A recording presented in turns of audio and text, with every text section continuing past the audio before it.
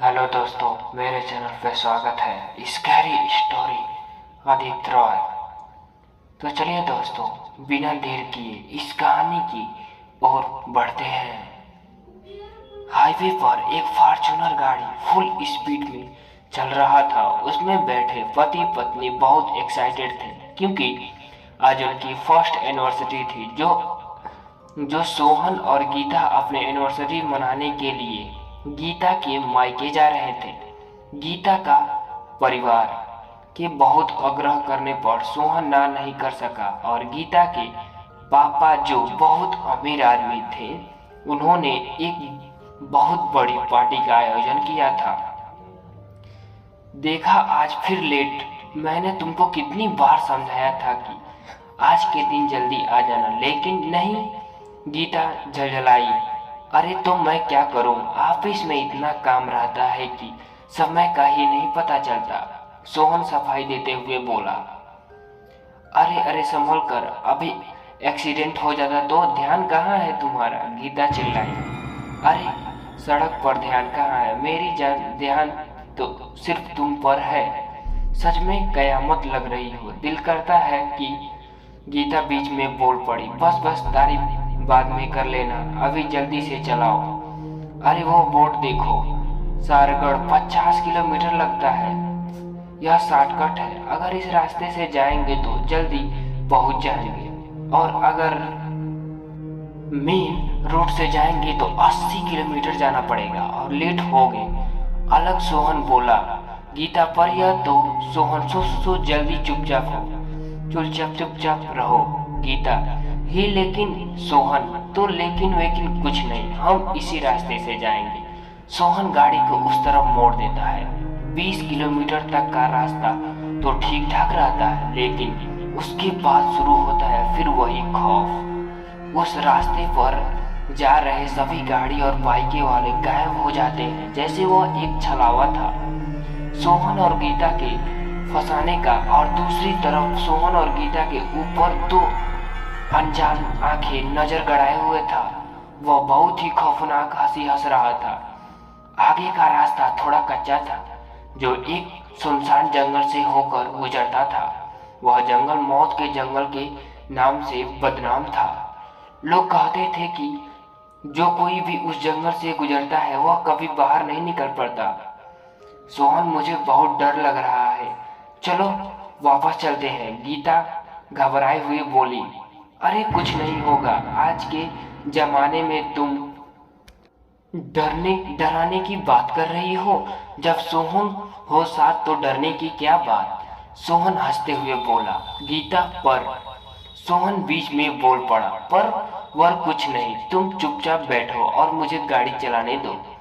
फिर शुरू होता है मौत का वह खौफ। वह जंगल बहुत डरावना था, जिसमें जीव जंतुओं की आवाज से पूरा जंगल गूंज रहा है और सियारों के रोने की आवाज से एक नई मुसीबत का इशारा दे रहा था। इससे सोहन भी डर रहा था, लेकिन अपने चेहरे पर बयान नहीं कर रहा था। थोड़ी दूर गाड़ी चलाने के बाद सोहन और गीता की नजर कुछ दूर सड़क पर बैठी एक औरत पर पड़ी, जो लेट रहा था उसके पास बैठे रो रही थी। सोहन, वह कौन है? गीता और डर गई। शायद उन्हें मदद चाहिए। उसके पति को देख रही हो, लगता है उनका एक्सीडेंट हो गया है। उन दोनों को क्या पता, इतना सुनसान और घने जंगल के बीच इंसान कहाँ से आएगा, और वह अभी फिर रात को। सोहन धीरे से उनके पास गया और बोला, क्या हुआ बहन, कुछ मदद चाहिए क्या आपको? लेकिन वह औरत उसके बात को तो अनसुना कर रही थी।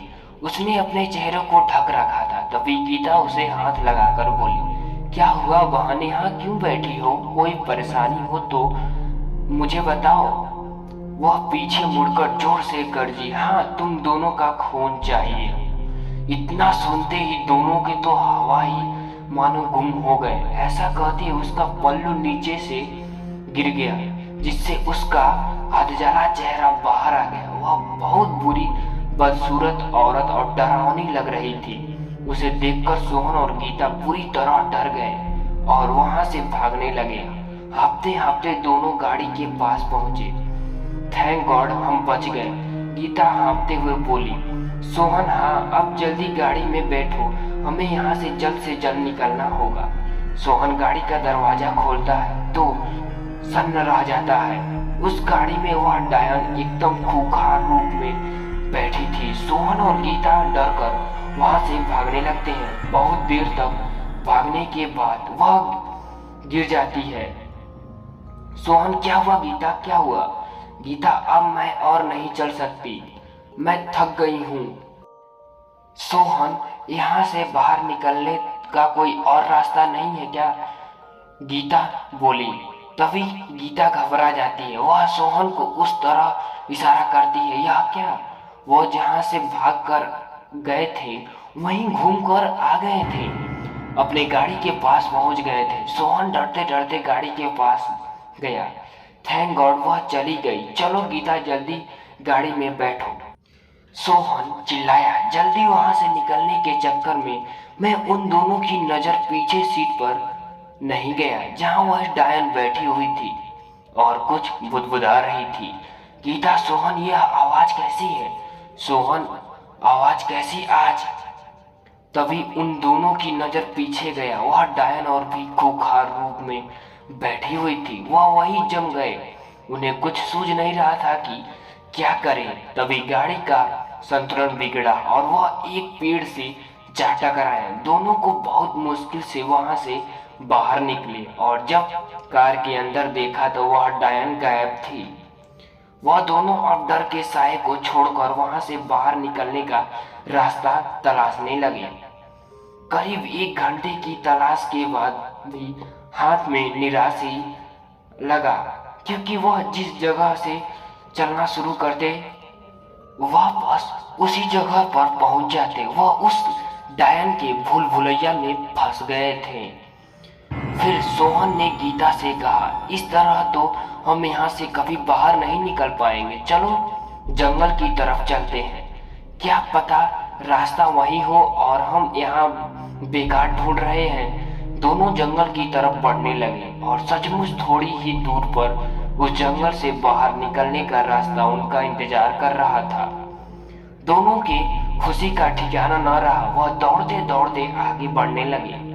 वह रास्ते के बस 2 कदम दूर के थे कि किसी ने उन दोनों के पैरों को पकड़कर बहुत दूर फेंक दिया। वे कराते हुए उठे तो दोनों के रोंगटे खड़े हो गए, क्योंकि वह एक खतरनाक कब्रिस्तान में खड़े थे। अब क्या करे सोहन और गीता को जैसे काटो तो खून नहीं, वह बस दोनों कदम दूर थे इस मुसीबत से निकलने के लिए। लेकिन वे उस कब्रिस्तान से बाहर भागने लगे, लेकिन जैसे उनका पैर वहीं जम सा गया, वह हिल नहीं पा रहे थे।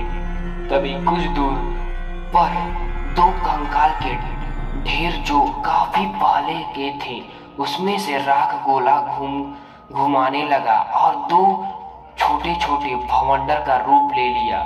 फिर उसमें से 2 प्रेत बाहर निकल आए, जिसमें से एक प्रेत था तो दूसरा डायन थी। उन दोनों रूह को देखकर सोहन और गीता डर के मारे कांप उठे। वह दोनों मदद के लिए चिल्लाने लगे, लेकिन उस मौत के जंगल में उनकी आवाज सुनने वाला कोई न था। तभी वहां दोनों प्रेत एक दूसरे से बात करने लगे और फिर एक कुटिल मुस्कान के साथ आगे बढ़े और एक ही झटके में सोहन और गीता को बहुत बुरी तरीके से फाड़ दिया। दोनों के शरीर से रक्त बहने लगा, जिसे वह दोनों प्रेत खुशी खुशी पीने लगे। उसके बाद सोहन और गीता को पूरी तरह फाड़ डाला और खाने लगे। ऐसा लग रहा था जैसे सदियों से भूखे थे। थोड़ी ही देर में उन दोनों के शरीर का नामोनिशान नहीं बचा था, बस कंकाल के उस अवशेष बचे जिसे अब भी वह डायन खा जा रही थी। फिर वह दोनों प्रेत बहुत डरावनी आवाज में हंसने लगे, जिससे पूरा जंगल दहल उठा और धीरे धीरे उनका शरीर बदलने लगा और वह थोड़ी ही देर में वह सोहन और गीता बन गए। वह मुस्कुराते मुस्कुराते हुए गाड़ी की ओर बढ़े और गाड़ी में बैठकर अपने अगले शिकार की ओर निकल पड़े। दोस्तों, यह थी एक खौफनाक भूतिया रास्ता की कहानी। दोस्तों, यह कहानी आप सब लोगों को कैसी लगी? अच्छी लगी तो लाइक करें, कमेंट करें। मिलते हैं हम ऐसे ही दिल दहला देने वाली किसी अगले कहानी में।